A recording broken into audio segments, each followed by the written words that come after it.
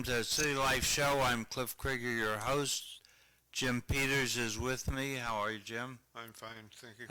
We have on Zoom, we have Mike Smith and Fru Nkimbeng. But we're in the new hour, and Fru has to go to work pretty soon. So I thought I'd ask Fru to talk a little bit about how his campaign's going. Oh, thank you very much, Cliff. I think the campaign is wonderful. I am learning a lot every day that I walk the streets to talk to the Lowellians. They are educating me because most of them are encouraging me that it is always good for citizens to be civically engaged, and even to stand up to give back to the city is quite an important thing. So I'm doing the canvassing, knocking doors with my son. He's really learning a lot, and I think that... Wait, your son?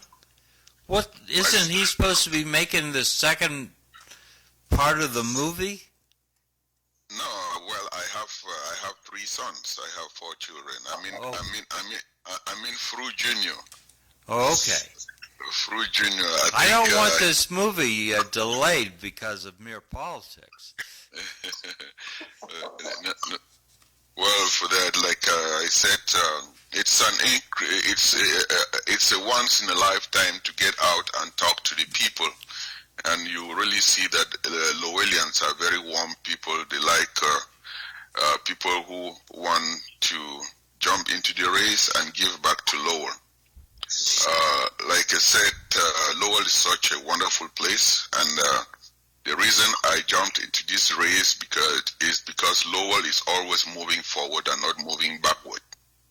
And Lowell has encouraged all of us, its citizens, who are capable and able to be able to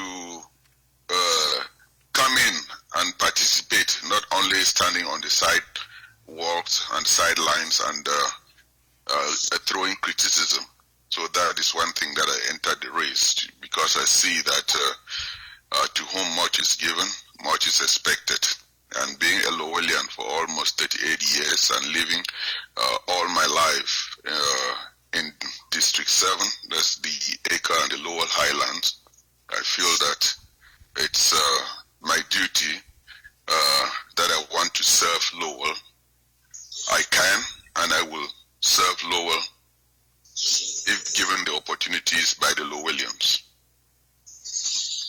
So what, when you talk to people, what are the big issues that they talk to you about? Well, people talk about safety. They also talk about education, which I'm very, very passionate about it. And as far as education is concerned, I think that education starts within the family and then goes to school. And also, very, very important that probably people ignore this aspect, is what happens after school. And I think that parents work very hard to take care of the children who are the future of Lowell. And that after-school program are very crucial in this aspect. So I think that places that take care of the children after school is also very, very critical for us to be able to fund those areas like Boys and Girls Club, Girls Inc., and the other non-profit organizations, because it gives the parents a peace of mind to work, because some of the parents work more than 2 jobs, and they would not be there when the kids are coming home. So these non-profit institutions that take care of after-school program, they play a vital role in the formation of the kids who are the future of Lowell. They also talk about homelessness, and homelessness is really an umbrella word. within the home. I was once a homeless person when I came to this country almost around 30 years ago. I slept on the streets, I slept in my car, but I was able to get up my feet and move forward. So when I look those people, I look at them with compassion. That within those people, some of them they are sick people, some are mentally sick.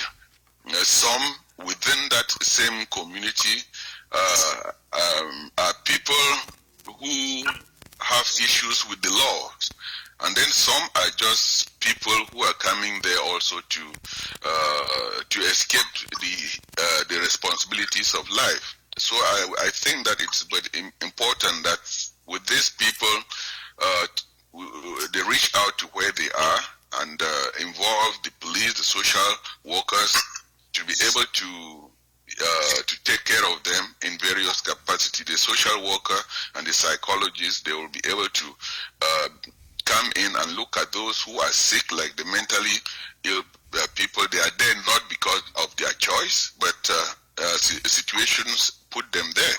And then the police, they are trained to be able to spot people who are there because of reasons that they are running away from the law, or they are hiding, or they may be doing something that are nefarious. They have that capability.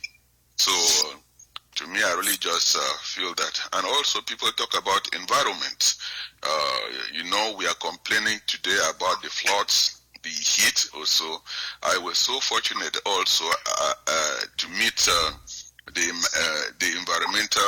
head of the environmental department at University of Lowell, to listen to them, and they have this novel idea that they will use the environment, the heat that is coming from the earth, to be able to generate heat and warm our buildings, which is also healthy more than fossil fuel. So those things are very critical. Like I said, right now on the campaign trail, I am walking and listening to the people. To be able to serve the people, you must have an ear, and that ear should be listening. And I've equally learned, and most people have approached me and said that, it is really wonderful for you walking the streets, that they have noticed that in the past, politicians drive by, but by walking the streets and talking to the people, I immerse myself in the situation. I listen to them. If I want to be the voice of the people at the city hall, I should be able to listen. I am listening not to make judgment or pass judgment. I'm listening so that I can be their voice and take their concerns to the city hall and represent District 7 well.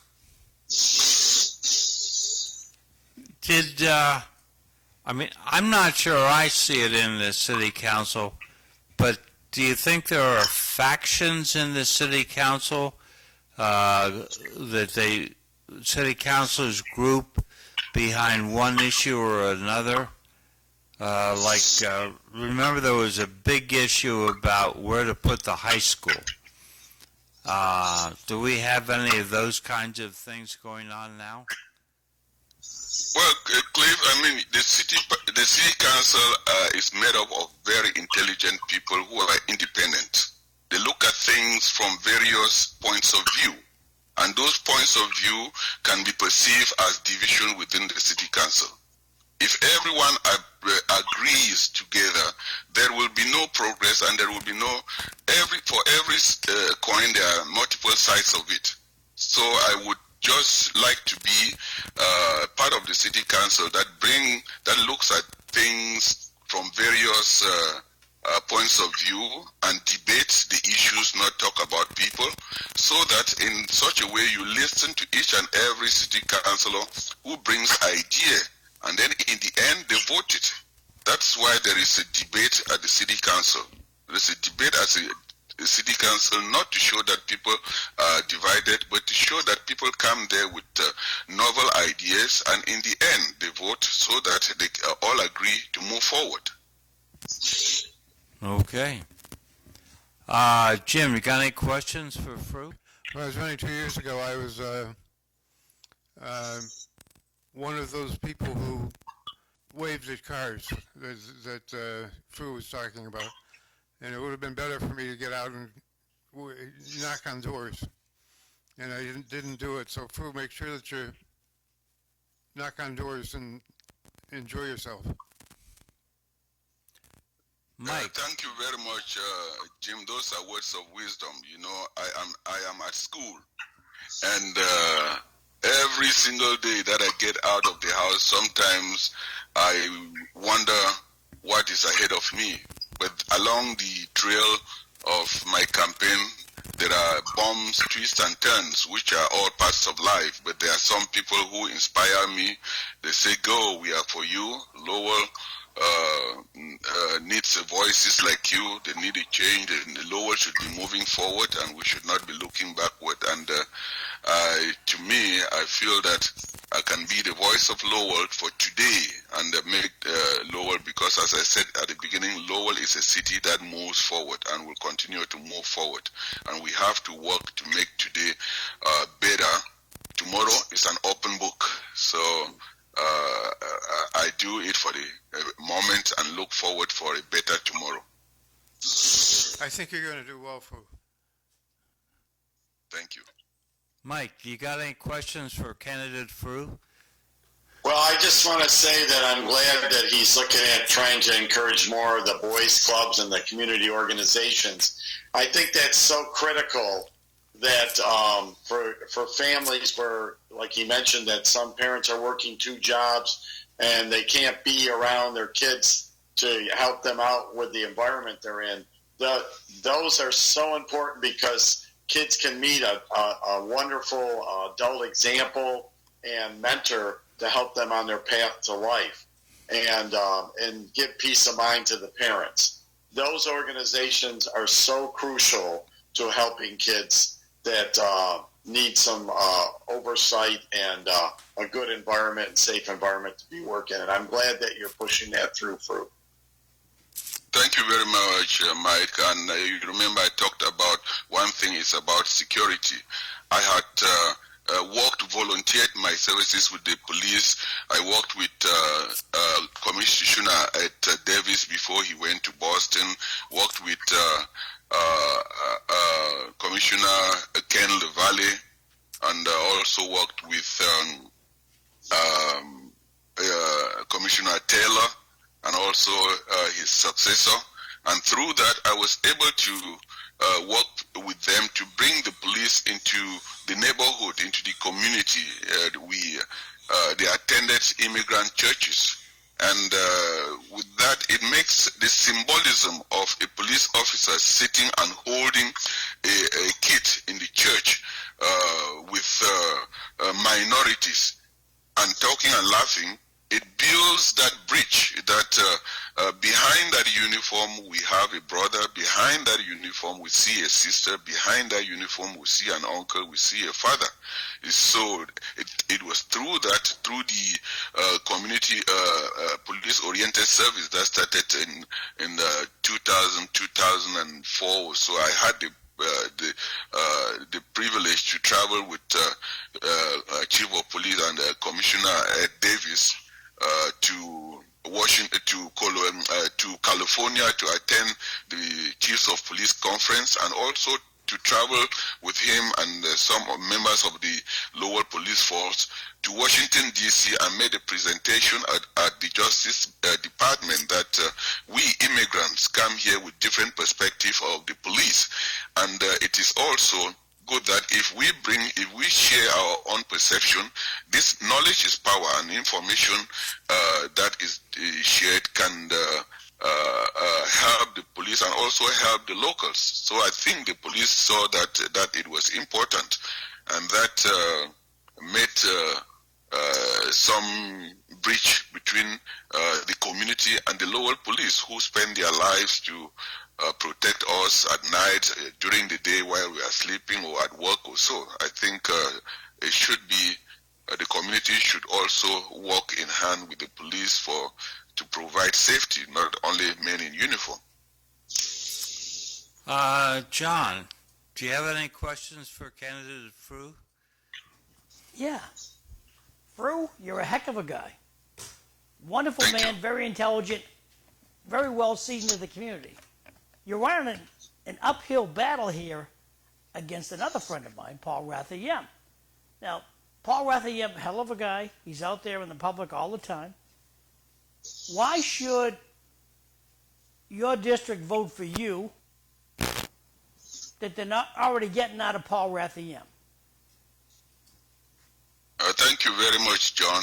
I have been in the public eye for serving voluntarily in Lowell for quite this number of years, since for almost 30 years now. I have just listed that I have worked with the police to breach in. I've served on so many non-profit board. I would be proud to say that I am a recipient of Lowell of the prestigious Lowell Heroes Award. I got a citation from the U.S. Congress, a citation from the Massachusetts State House, Senate. I got a citation in 2004 as a volunteer from the police department, and all those things.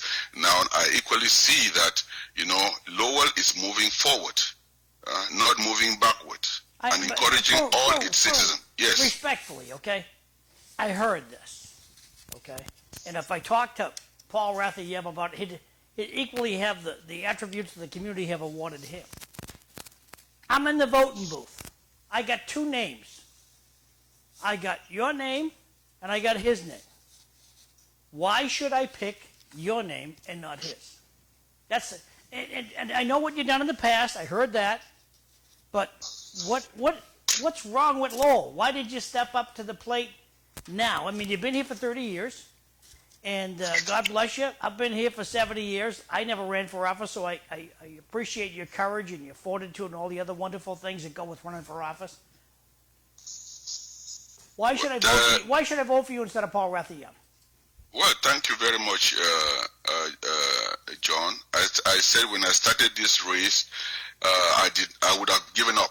But as I walked the street and talked to people, they said, "Oh, you are one of the first politicians who have come and listened and talked to me." One thing is you have to walk the streets to know the people.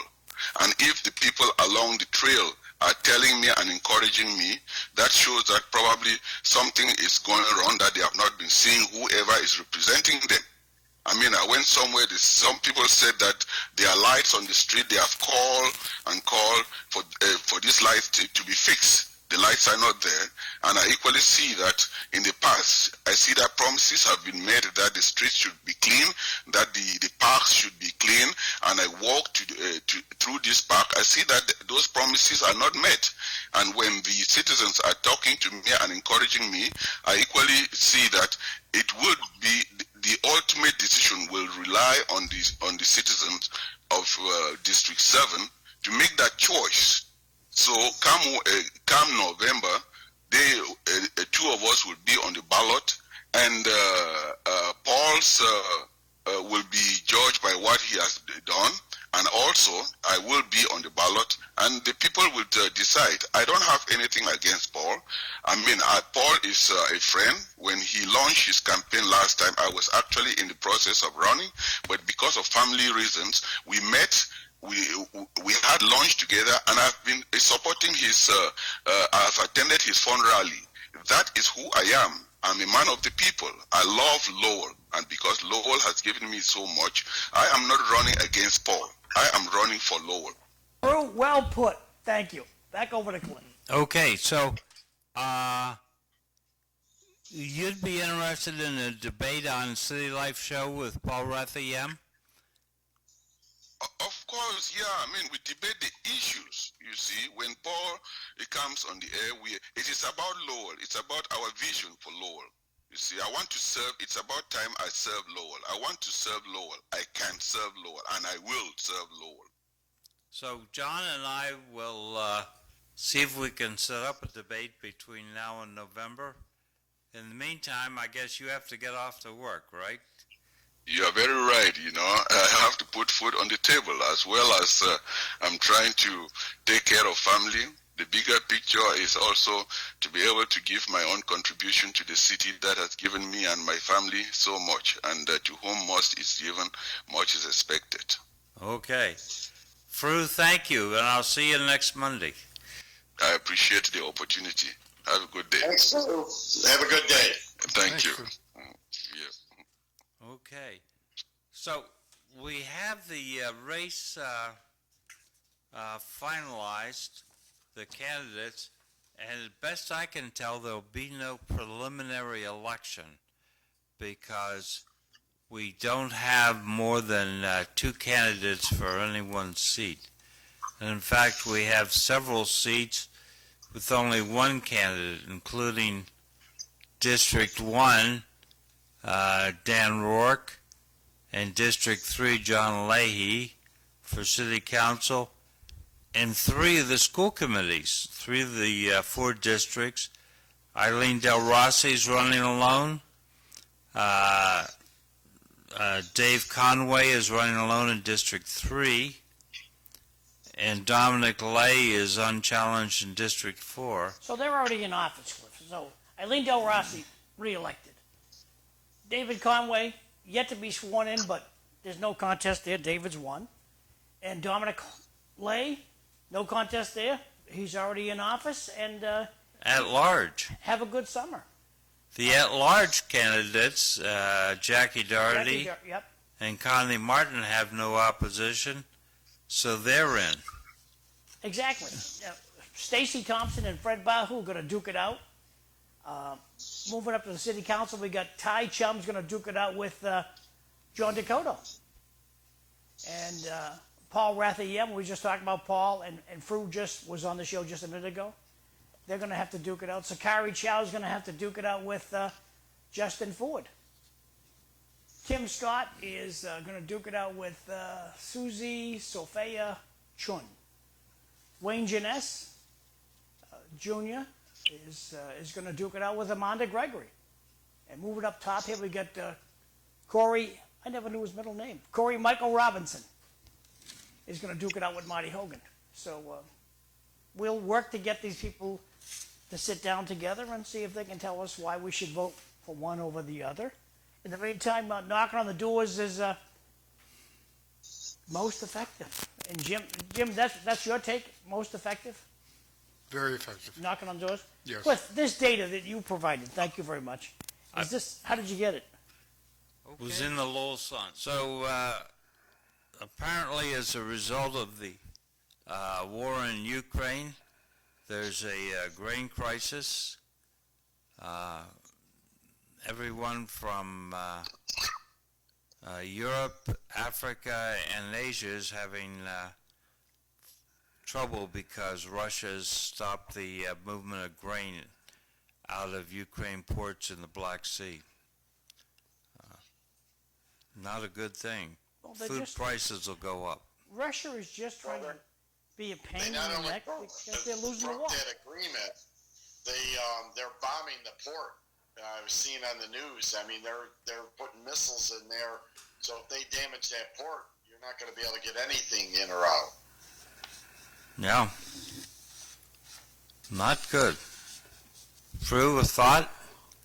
Well, I don't really have a thought. In the West, they always impose sanctions wherever their interest is at stake.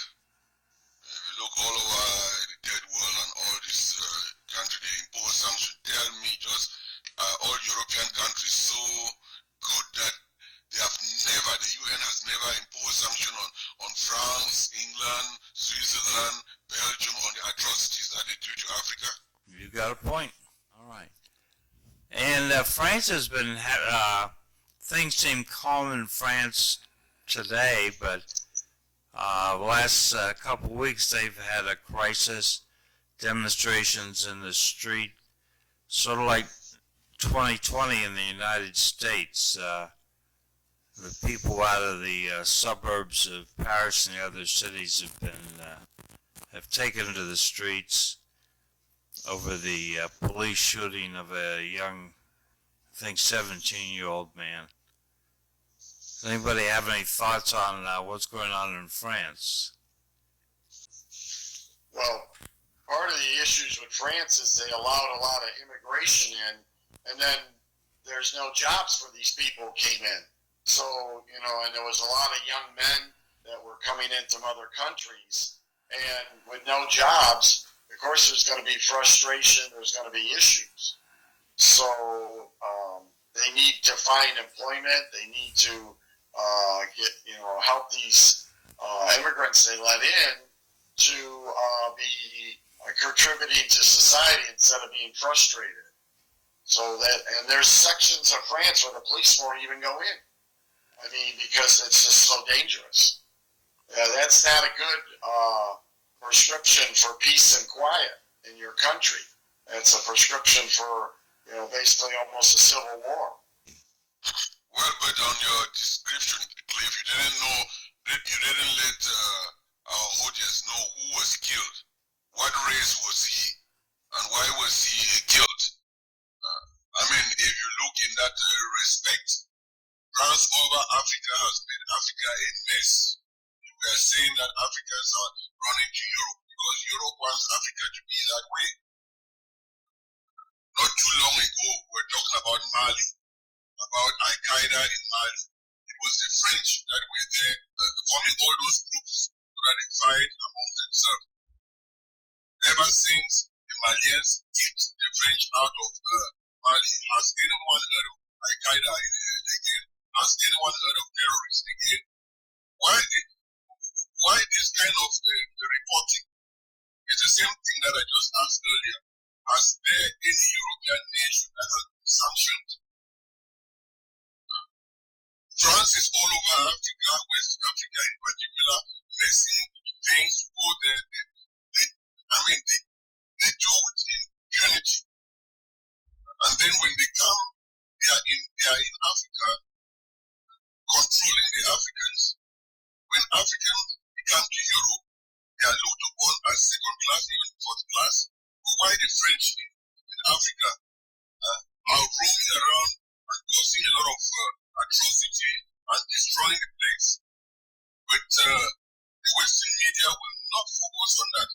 They will say, why are they coming there? Do you know the Frenchmen that are in Cameroon? Can you tell the number of Frenchmen that are in Central Africa, Chad, Gabon, Congo? Why should it be only Africans going to Europe? If you stand at any airport, international airport in Africa, before you will see the kind of influx of Europeans and the Easterners that are coming to Africa, they don't focus on that.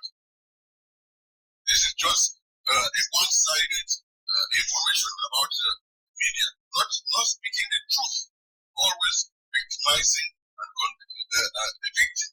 Okay, you have a point.